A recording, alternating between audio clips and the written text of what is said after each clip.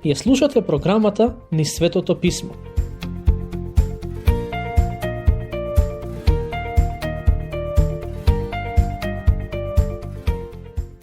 Драги пријатели, денес ќе ги обработиме глава 9 и 10 од прва книга Самуилова. Всушност, овие две глави се почетокот на вториот дел од оваа старозаветна книга. Првиот дел го обработува животот на пророкот Самуил, а вториот, од глава 9 до 15, на царот Саул. Глава 9. Цар Саул. Според мене, царот Саул е еден од најчудните ликови кои ги сретнуваме во Светото Писмо. На моменти ми е навистина тешко да сватам зошто се однесувал така како што се однесувал. Во оваа и следните епизоди ќе видите што сакам да кажам. Во таа група чудни поединци од Библијата, јас би ги спомнал и Валаам и Јуда Искариот, човекот кој го предаде Господ Исус. Всушност, мислам дека и Димас заслужува да биде во тоа друштво. За него апостолот Павле пишува дека го засака овој свет повеќе од Господ. Зошто овие ликови ми се чудни и тешки за толкување? Зашто беа непостојани во нивните патишта? И иако почнаа добро, сепак нивниот крај беше катастрофален. Започнаа чекорејќи во светлината. Беа на Божјата страна, но со тек на време се одлучија да живеат според волјата на сатаната. Ајде да го обработиме животот на царот Саул. Во стиховите кои ќе ги читаме сега, тој се уште не е цар на Израел. Ке почнам со читање на првиот стих од глава 9. Слушнете што напишал пророкот Самуил. Имаше еден виден човек од синовите на Венијамин, по име Кис, син на Авиел, син на Церор, син на Бехорат, син на Афијах, син на некој си Венијаминовец. Овој стих ни дава опис за потеклото на таткото на Саул, а и за самиот Саул, за кого се вели дека е од племето на Венијамин. Ке се сетите дека Венијамин беше омилениот син на Јаков. Кога неговите синови беа похрана во Египет, се вратија кај Јаков и му рекоа: не смееме да се вратиме доколку Венијамин не дојде со нас. Јаков реагираше со зборовите: ако го земете момчето со вас и нешто му се случи попат, пред време ќе ме турнете во гроб. Синовите на Јаков му ветија дека тоа нема да се случи и по некое време тој се согласи да го пушти најмалиот син со нив. Кога се роди, мајка му го даде името Веноми, што значи син на тагата. Но Јаков рече: не, ќе го наречам Венијамин, тоа значи синот на кого можам да се потпрам. Тоа е запишано во книгата Создавање, глава 35. Првиот цар на Израел дојде од племето на Венијамин, односно беше потомок на најмладиот син на Јаков. Стих 2. Тој имаше син по име Саул, млад и убав. Никој од израелците не беше поубав од него, а и за глава тој беше повисок од сите луѓе. Саул беше навистина убав човек. Самуил вели дека беше најубав, а и највисок меѓу израелците. Физички изгледаше како цар, но како што ќе видите при преучувањето на неговиот живот, тој воопшто не се однесуваше како цар. Мислам дека тоа е еден од главните проблеми во нашата држава во моментот. Фактот што има голем број луѓе кои можеби изгледаат како водачи, но воопшто не се однесуваат како такви. Во денешно време за успешни водачи се сметаат оние кои се представителни и сладкоречиви. Зошто? Бидејќи на луѓето им е важен надворешниот изглед, а не карактерот на водачите. Кога само би имале некаков скенер со кој би можеле да го видиме карактерот на водачите кои ги бираме, мислам дека би биле многу повнимателни. Израелците сакаат цар и му ја кажаа својата желба на Самуил. Царот кој им беше даден беше најзгодниот во Израел во тоа време. Да беше денес помеѓу нас, Саул сигурно ќе беше позната ТВ и филмска звезда. Тој беше свесен за неговиот изглед, но не беше свесен за состојбата на неговото срце. Слушнете што пишува во стих 3. И на Сауловиот татко Кис му се загубија магариците, па му рече Кис на синот свој Саул: земи со себе еден од слугите и стани, да оди и побарај ги магариците. Интересно е тоа што Господ има добра смисла за хумор. Не само во овој стих, туку и на други места во писмото гледаме дека има хумористични моменти. Каде е хуморот во овој стих? Хуморот е во тоа што царот на Израел ги бара магарињата на татко му а израелските магариња побараат цар да владее над нив. Не сум 100% сигурен, но предпоставувам дека Господ се смееше кога магарињата избегаа и Саул тргна да ги бара. Во стих 4 пишува дека Саул тргна да ги бара и ги бараше во областа каде беше населена племето на Венјамин. Еве ја неговата реакција, откако не успеа да ги најде. А кога дојдоа во земјата Цуф, Саул му рече на слугата свој што беше со него: да се вратиме, зашто татко ми нема веќе да се грижи за магарињата, туку повеќе ќе биде загрижен за нас. Со други зборови, откако ги бараа подолго време и не можеа да ги најдат, Саул рече: ајде да се вратиме назад, бидејќи и ние може да се изгубиме. Но слугата му рече: еве, во овој град има еден Божи човек. Тој е многу почитуван човек. Се што ќе каже тој се исполнува. Да отидеме сега таму, можеби ќе ни го покаже нашиот пат по кој да одиме. И му рече Саул на слугата свој: добро, да одиме, но што ќе му однесеме на тој човек? Зашто леп не остана во торбите наши, а и подароци нема за да му однесеме на Божиот човек. Што имаме? Слугата пак му одговори на Саул и рече: ете, во раката моја има 4 шекел сребро. Ќе му го дадам на Божиот човек и тој ќе ни го покаже патот наш. Порано кај израелците, кога некој одел да го праша Бог, велел вака: да одиме кај гледачот. Зашто тој, кого денес го нарекуваат пророк, порано се викал гледач. Слугата на Саул не беше подготвен да се откаже од потрагата по магарињата.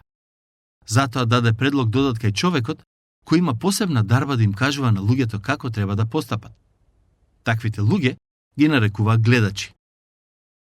Ке прескокнам неколку стихови и ќе ги прочитам стиховите 14 и 15.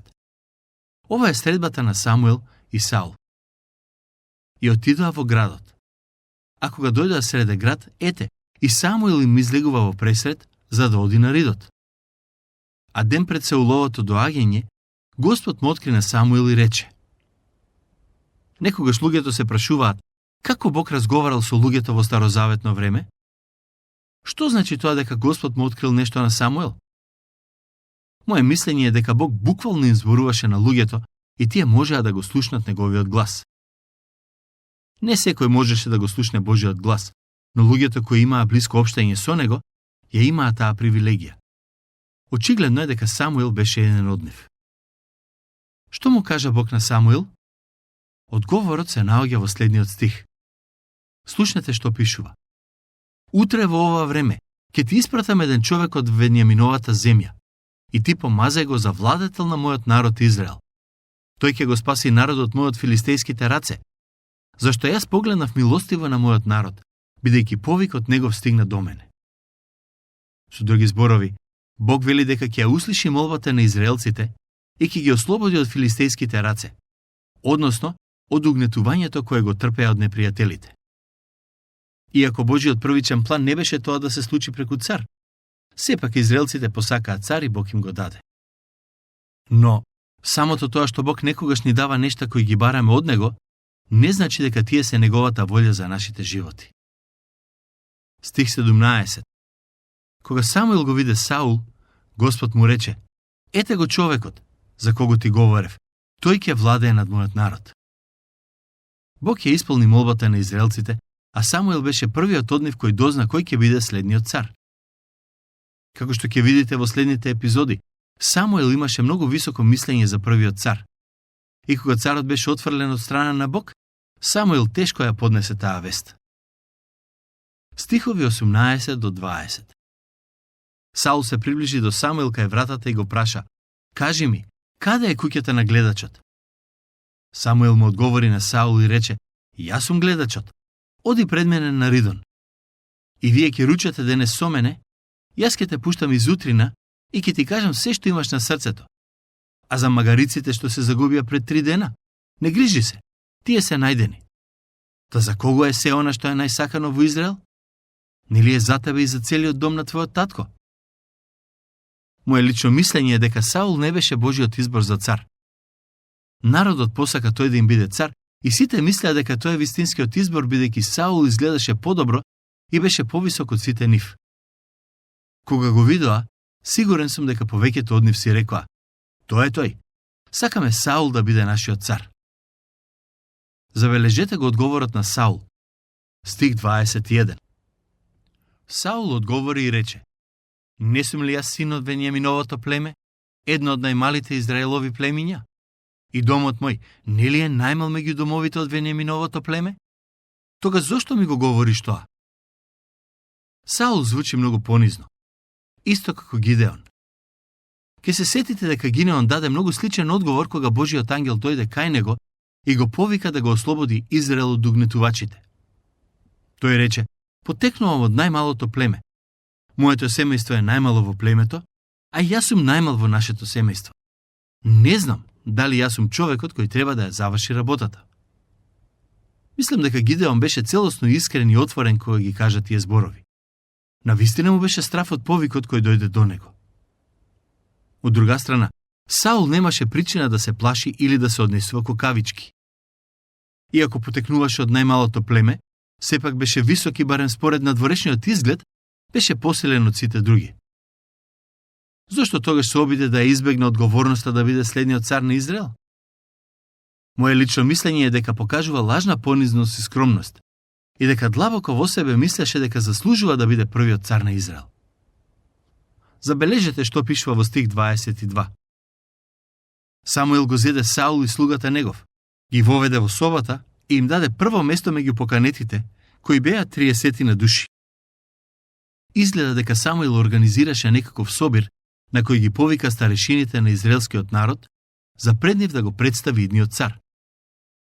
Може би сакаше уште еднаш да им го покаже, за да се осигура дека тој е навистина оној кој сака да владее над нив.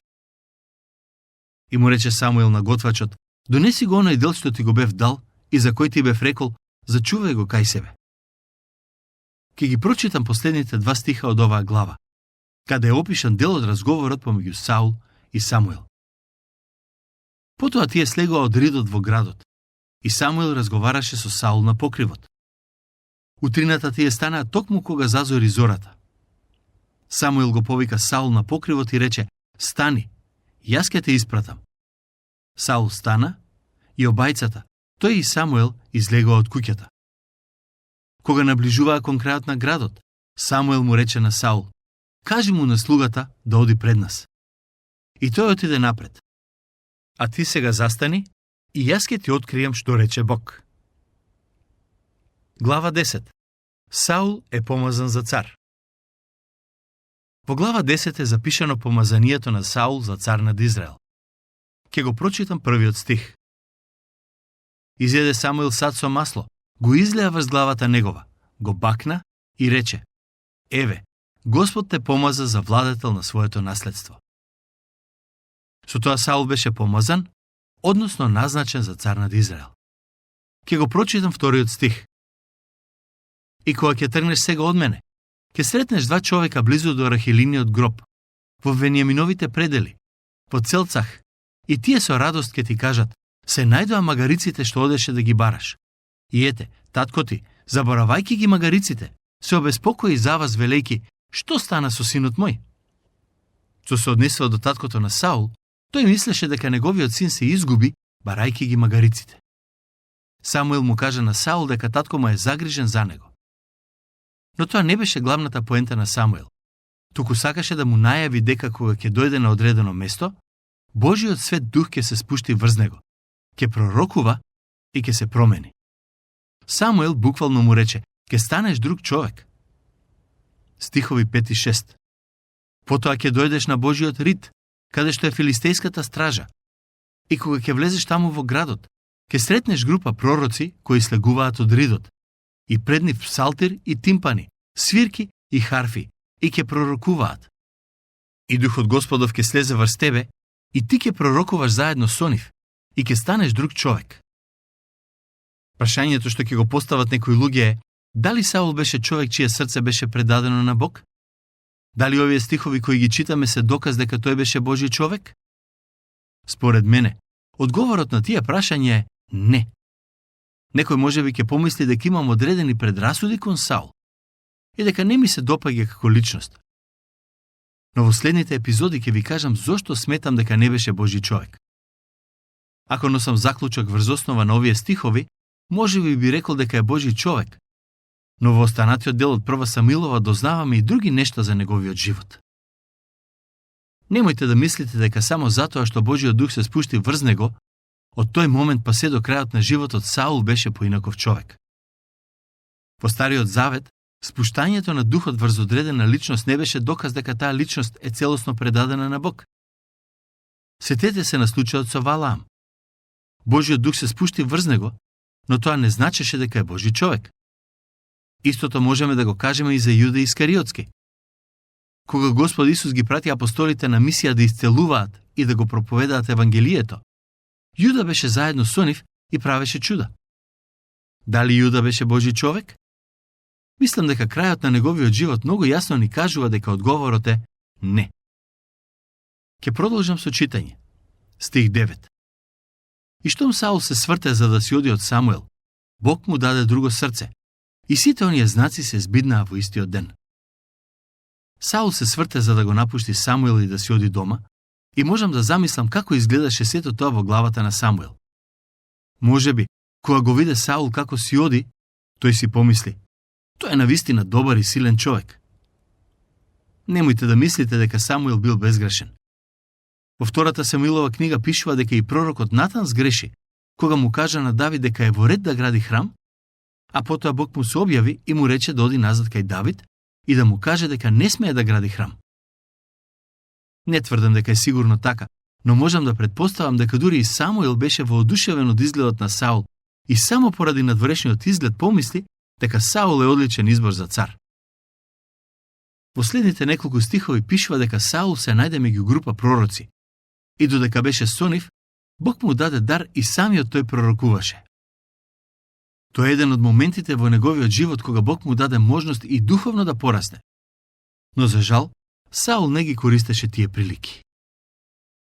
Ке ги прочитам стиховите 16 до 19.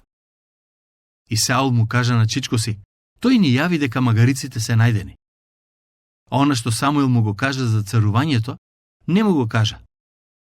И Самуил го свика народот кај Господ во Мицпа и им рече на синовите Израелови: така говореше Господ, Бог Израелов: јас го изведов Израел од Египет и ве спасив од рацете на египтјаните, од рацете на сите царства што ве притискаа. А вие сега го отфрливте вашиот Бог, кој ве спаси од сите ваши маки и неволји, и му рековте: постави ни цар. И затоа застанете сега пред Господ, според вашите племиња и според своите родови. Кога побараат цар и го прифатиат Саул како нивни владетел, израелците всушност му го свртеа грбот на Бог. Тие можеби мислеа дека не прават нешто лошо, но Бог ги соочи со реалноста дека тие сакаат да се ослободат од неговиот авторитет и водство. Ке прескокнам неколку стихови и ке го прочитам стих 22. И пак го запрашаа Господа: ке дојде ли тој човек тука? И Господ одговори: ене го, тој се крие меѓу запрегата. Колку чудно, зарем не? Кога дојде моментот Самуил да го представи Саул како цар пред израелците, Саул се однесуваше како мало дете и се криеше. Моje лично убедување е дека ова беше знак на лажна скромност и како што ќе видите во некој од следните проучувања, Саул воопшто не беше скромен. Наместо да истапи и да ја прифати одговорноста како цар, Саул се криеше и тоа требаше да биде сериозно предупредување за израелците. За жал, тие не сватија каков човек е Саул. Во следните два стиха читаме за моментот кога Саул за прв пат беше представен пред сиот народ. И Самуел му рече на сиот народ: гледате ли кого го избра Господ? Како него нема меѓу сиот народ. Тога сиот народ извика и рече: да живее царот. И Самуел му ги изложи на народот правилата на царувањето. Ги напише во книга и ја стави пред Господ. И го распушти сиот народ, секој во домот свој.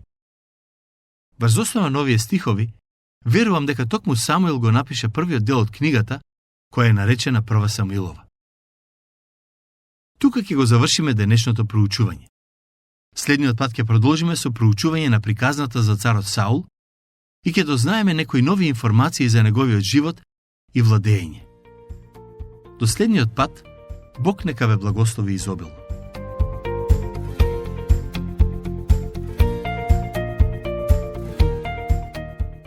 Слушнавте емисија од програмата Низ Светото Писмо.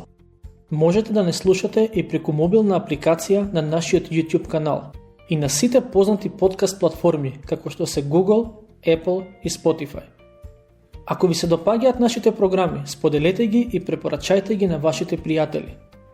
Бидете слободни да оставите свој коментар или да ни пишете на нашата имейл адреса nizsvetotopismo@gmail.com. Следете ги нашите страни Низ Светото Писмо Македонија на Facebook и Instagram. Емисиите од оваа серија можете да ги најдете и на нашата веб страна ttb.twr.org.